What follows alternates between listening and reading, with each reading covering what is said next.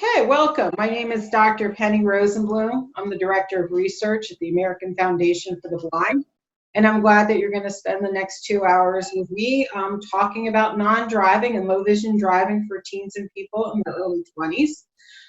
And on the screen, I have examples of several teens and those in their early 20s traveling. A young man checking in for a flight at the airport, a young woman named Amanda who is getting ready to go down a set of outdoor stairs with her son. And you'll actually hear from Amanda about an experience she had when she was in 8th grade. A gentleman who's putting gas into the driver's car, and a woman who's got her bioptic telescopic system, or BTS, on and is a low vision driver. I want to tell you a little bit about myself. I have low vision, and I grew up in suburban New Jersey in a town called Freehold. Our house was the first house in a neighborhood.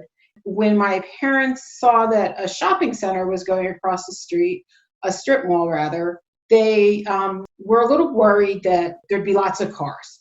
Well, all the other kids, when they were about 10 years old or so, started walking to that little strip mall by themselves, and I wanted to do the same. And my parents were very overprotective, so they said, no way. Finally, I won, and my mother and dad still laugh to this day, or my mom anyway, my dad's passed, that when I got across the street, I turned around and waved. Not that I could see them pressed up against the family room windows, but I knew they were there. When I was growing up, my father owned his own driving school, and he literally taught half of the 400 students in my graduating class how to drive. So this was a really hard time for me socially and emotionally. Now, when I went to high school, and you had to cross Route 9 to get there. So if you're a Bruce Springsteen fan and he sings about Highway 9, this is the intersection. And I wanted to be like the cool kids and not ride the activity bus. So I wanted to cross that road.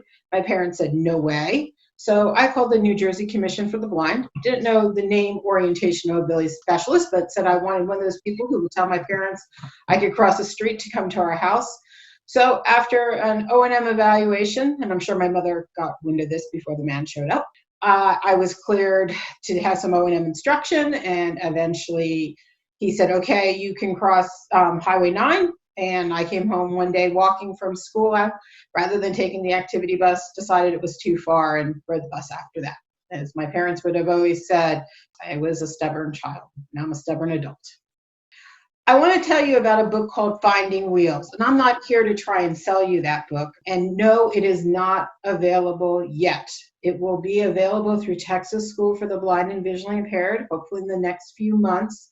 And when it is available, you will receive an email if you were signed up for this workshop. This book, Finding Wheels, is going to be the basis of what I'm going to talk about today. It's written for travelers who are in high school or in their early 20s. So if you happen to be familiar with the original Finding Wheels that Dr. Korn and I published 20 years ago, this book is very different. It's almost a new book. It's not really a rewrite. It contains 5 scenarios of travelers, and it also has these short snapshots, about 40 of them, that give you a little snapshot into the lives of travelers. We have 5 guest authored pieces, one about technology by Chris Tabb, one about driver's education by Molly Paisley, 2 by folks who talk about low vision driving, and 1 by the mother of a young woman who talks about her daughter's orientation and mobility journey. We also have activities in the book that travelers can do. These activities can be done alone, they can be done with a family member, they can be done with an O&M instructor or a teacher of students with visual impairments. A group of travelers can get together and do the activities. So Finding Wheels will be available later in 2020 from the Texas School for the Blind and Visually Impaired. In the introduction to Finding Wheels, we state that Finding Wheels is for those who have either completed orientation and mobility instruction or who otherwise have acquired the skills needed as a pedestrian to be a safe traveler. The purpose of Finding Wheels is to improve traveler skills and to address the social aspects of traveling with a visual impairment.